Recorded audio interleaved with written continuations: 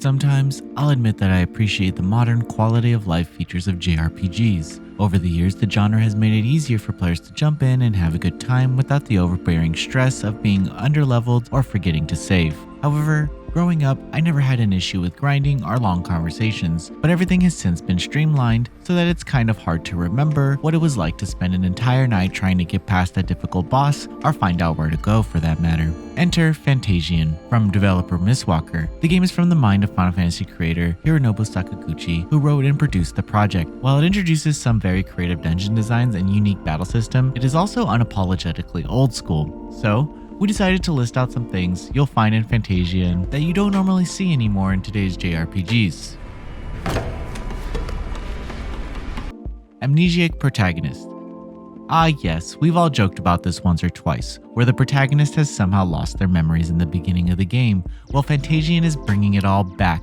The main protagonist Leo begins his adventure by losing his memory. Players will then have to retrace his steps to try and connect his lost memories. This ends up being a significant part of the game as memories are unlocked during story scenes and major plot points. These memories can also be revisited in a menu in case you miss something.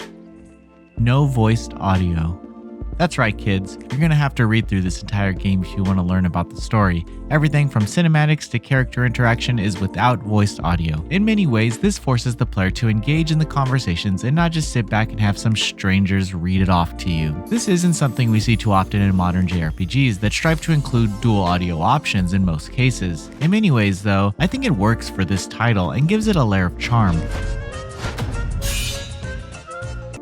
Explorable towns with townspeople that have nothing really to say.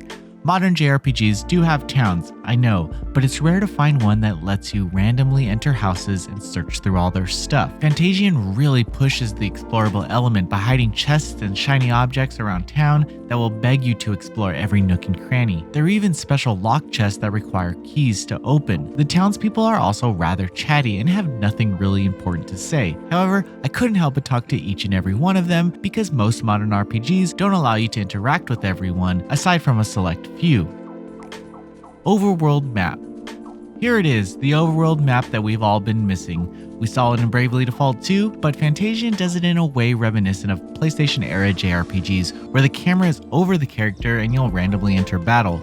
Further, there are even explorable points on the map to distract you from your destination. It's more common now to see developers utilize an open world where players will have to find their way. Well, I say, forget that.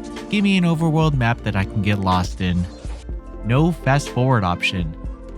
Yes, not this time you modern nerds. There are no shortcuts through life, and the same can be said for grinding, so suck it up and enjoy fighting the same enemies over and over at a normal speed. Isn't it nice to just execute the same skills against similar packs of enemies, find their weakness, and keep doing that until you get to a boss? I love it. Why? Well, fast forward options stress me out. When the game is going super fast, I feel like I have to go fast too, and I do hate feeling like that. There's also no auto battle option, so just play the damn game.